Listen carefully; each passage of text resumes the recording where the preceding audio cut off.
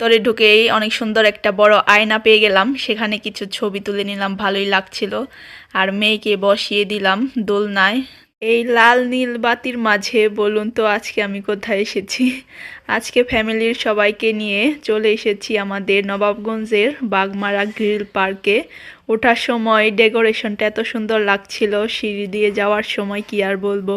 এই ভিডিওটা আমার অনেক আগেরই করা ছিল, এডিট করার কারণে আমি আপনাদের মাঝখানে তুলে ধরতে পারিনি। এদিকে গেট দিয়ে ঢোকার পরই অনেক সুন্দর একটা পরিবেশ অনুভব করতে পারলাম।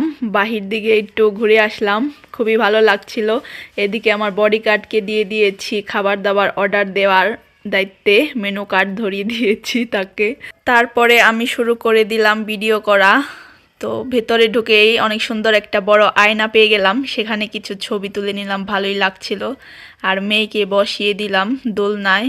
তো খুবই ভালো লাগছিল। ভেতরে আপনারা দুইটা সাইডে খাবার দাবার খেতে পারবেন, ভেতরে এবং বাহির সাইডেও বসার ব্যবস্থা আছে, আপনারা চাইলে দু সাইডেই বসতে পারবেন। তারপর এখানে ডেকোরেশনটা ফুল দিয়ে সাজানো, অনেক ভালো লাগছিল। তারপরে দেখতে পেলাম দুইটা পাখির ডানা। আমার মন চাচ্ছিল যে এই ডানা দুটা লাগিয়ে আমিও পাখির মতো উড়ে যাই।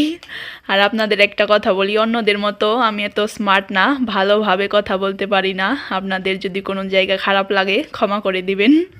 আর বন্ধুরা, এখানকার পরিবেশটা এমন ছিল যে মনে হচ্ছিল ঢাকার কোনো বড় গুলশান বনানী রেস্টুরেন্টে এসেছি।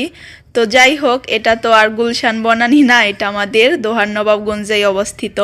আর আপনারা ভাবতেছেন যে আমি একই শাড়ি পরে নাহার গার্ডেন ঘুরে আবার এখানে এসেছি। তো এইটা ওই দিনকারই ভিডিও ছিল, আমরা নাহার গার্ডেনে কোনো খাওয়া দাওয়া করিনি। তো ঘুরতে ঘুরতে আমাদের খিদা লেগে গিয়েছিল, তাই আমরা এখানে এসেছি খাওয়া দাওয়া খেতে। আর এখানে বসে বসে আমি একটু রানীর ফিল নিচ্ছিলাম। আর পেছনের চাঁদটা দেখতে খুবই সুন্দর লাগছিল।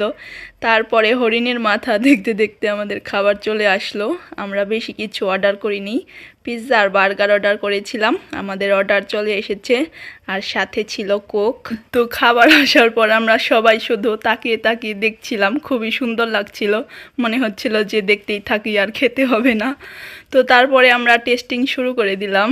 তো পিৎজাটা ভালোই ছিল, সুস্বাদুই লাগছিল, কিন্তু পিৎজাটা খাওয়ার পরে বার্গারটা তত বেশি ভালো লাগেনি। যে কথাই বলে না যেরকমটা, যে ভরা পেটে যত কিছু এনে দাও তত আর ভালো লাগে না খেতে।